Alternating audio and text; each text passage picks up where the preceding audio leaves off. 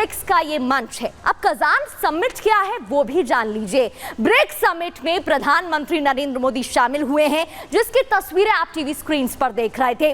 2 दिन तक ब्रिक्स सम्मेलन चलेगा और 2 दिन के दौरे पर प्रधानमंत्री नरेंद्र मोदी रूस पहुंचे हैं। रूस के कजान शहर में यह समिट हो रहा है।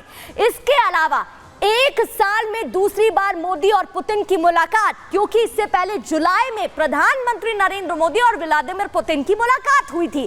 चीन के राष्ट्रपति से भी बातचीत संभव है, बात हो सकती है, जो कि बेहद ही अहम बात यहां पर मानी जा रही है।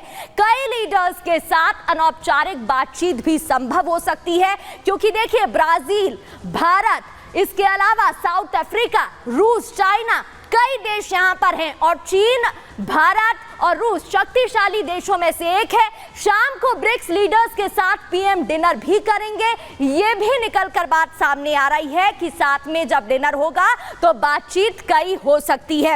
इसके अलावा अब आगे बढ़ते हुए आपको कुछ और तस्वीरें दिखाते हैं और ब्रिक्स के बारे में बताते हैं कि आखिर ये ब्रिक्स है क्या, क्यों इतना महत्वपूर्ण है, क्यों इसको लेकर पूरी देश में, पूरी दुनिया में बात हो रही है, यह भी आपको बताने की कोशिश करेंगे। ग्राफिक्स के जरिए आपको बताते हैं कि आखिर ब्रिक्स क्या है। बी यानी कि ब्राजील, आर यानी कि रूस, आई से भारत, इंडिया, चाइना की बात करें और इसके अलावा साउथ अफ्रीका भी इसमें शामिल हो गया। सबसे पहले 2006 में बातचीत होती है यूएन मीटिंग के दौरान। 2009 में सबसे पहले ब्रिक्स का आयोजन होता है और उसके बाद 2010 में एस यानी कि साउथ अफ्रीका इसके साथ जुड़ जाता है और ब्रिक्स से ये ब्रिक्स हो जाता है।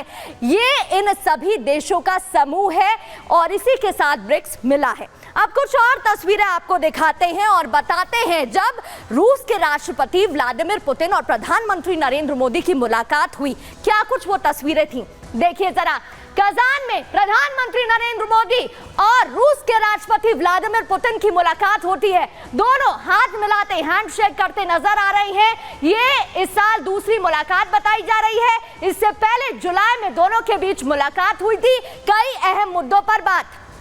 और देखिए ये इतना और महत्वपूर्ण क्यों माना जा रहा है, क्योंकि कल ही एक बड़ा फैसला निकलकर सामने आया, जहां एलएसी लद्दाख पर पेट्रोलिंग को लेकर चाइना और भारत के बीच सहमति बनी है, जिसमें रूस का एक अहम रोल बताया जा रहा है, महत्वपूर्ण जो भूमिका है वो बताई जा रही है। ऐसे में रूस और भारत की दोस्ती मजबूत होती दिखाई दे रही है और दोनों के बीच इस दोस्ती को लेकर कई बातें भी निकलकर अब सामने आ रही है। बताया जा रहा है कि बायलैटरल बातचीत, वार्ता अभी एक बार फिर से दोनों ही देशों के बीच में हो सकती है।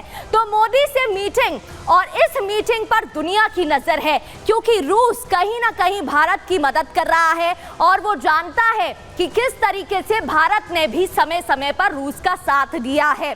कई और देश इसमें शामिल रहे हैं। ये पुरानी दोस्ती है, सालों से दोनों के बीच दोस्ती रही है, क्योंकि समिट में ईरान भी शामिल होने वाला है। तो ईरान भी कहीं ना कहीं एक मदद की नजर लेकर इस समिट में पहुंचा है। वार्ता संभव बताई जा रही है कि इसके अलावा शी जिनपिंग यानी कि चाइना के राष्ट्रपति, चीन के राष्ट्रपति और प्रधानमंत्री नरेंद्र मोदी के बीच भी बातचीत संभव है।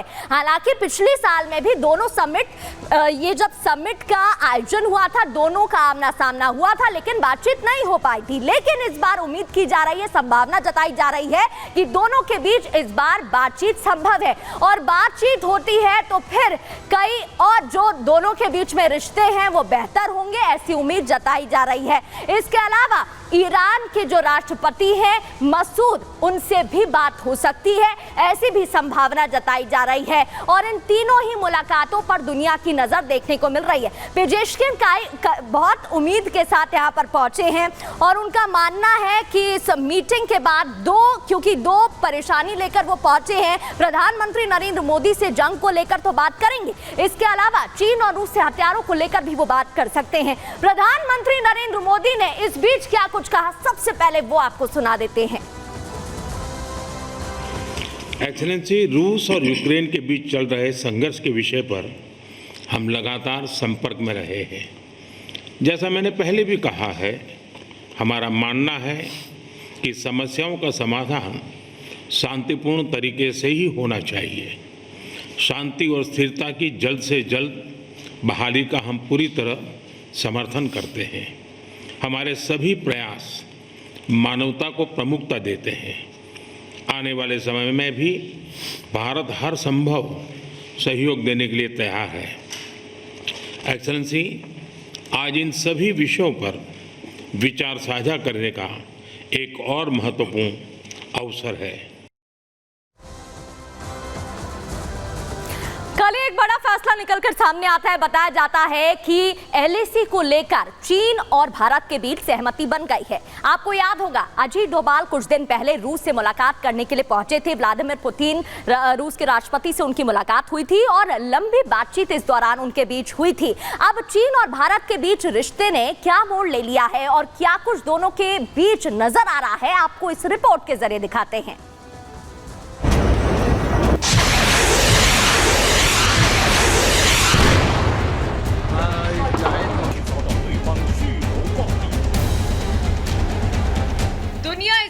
दो जंग झेल रही है।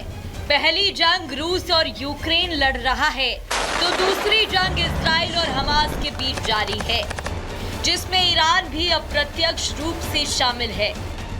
दोनों ही युद्ध को सुपर पावर अमेरिका और नाटो देश कंट्रोल कर रहे हैं। इस जंग से सबसे ज्यादा नुकसान रूस को हो रहा है। यही वजह है कि ब्रिक्स सम्मेलन के जरिए रूस नया वर्ल्ड ऑर्डर तैयार करने में जुटा है।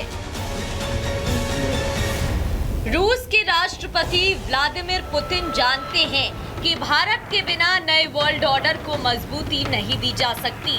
यही वजह है कि भारत की कूटनीति को रूस भी समर्थन दे रहा है। विस्तारवादी नीति के लिए बदनाम ड्रैगन भले छोटे छोटे देशों को आंखें दिखाता हो, लेकिन प्रधानमंत्री मोदी की रणनीति और विदेशी कूटनीति ने ड्रैगन को पीछे हटने पर मजबूर कर दिया है।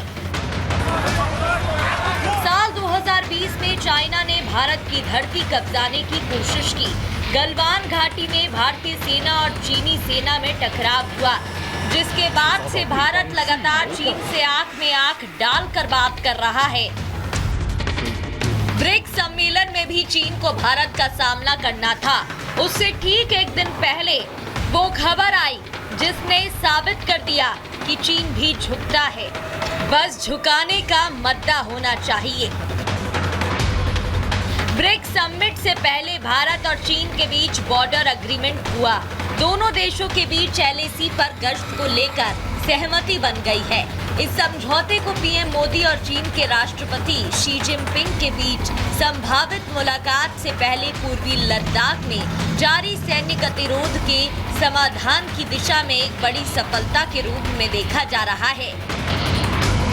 I can share with you that over the last several weeks, Indian and Chinese diplomatic and military negotiators have been in close contact with each other in a variety of forums, and as a result of these discussions, agreement has been arrived at on patrolling arrangements along the line of actual control.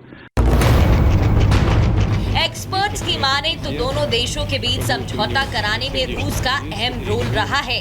मौजूदा हालात पर नजर डालें तो Canada और भारत के बीच तनाव अपने चरम पर है। कनाडा के 4 दोस्त अमेरिका, न्यूजीलैंड, यूके और ऑस्ट्रेलिया उसके साथ खड़े हैं। ये सभी देश 5 आइस के सदस्य हैं। दूसरा समूह है ब्रिक्स। कजान में इसके समिट से पुतिन अमेरिका और दुनिया को मैसेज देना चाहते हैं। पुतिन दुनिया को बताना चाहते हैं कि अमेरिका ने कनाडा का साथ देकर ये बता दिया है कि वो किसके ज्यादा करीब है। दूसरी ओर रूस है जो हर मुश्किल में भारत के साथ खड़ा है। वहीं पिछले दिनों रूस और चीन की दोस्ती भी काफी गहरी हुई है। ऐसे में रूस नहीं चाहता था कि उसके 2 दोस्त आपस में लड़े। कनाडा खालिस्तान और आतंकी पुन्नु के मामले में अमेरिका का रवैया भारत के साथ धोखेबाजी वाला रहा है। इसी का फायदा उठाते हुए रूस ने भारत की मुश्किलों को हल करना शुरू किया, जिसका नतीजा ये रहा कि चीन भारत की धरती से पीछे हट गया। भारत, चीन और रूस आज एक मंच पर है। इन तीनों देशों का प्रभाव पूरी दुनिया पर है। ऐसे में जब ये तीनों देश एक साथ खड़े होंगे तो अमेरिका समेत पूरे यूरोपियन यूनियन की टेंशन बढ़नी तय है। Bureau report, Republic Bharat.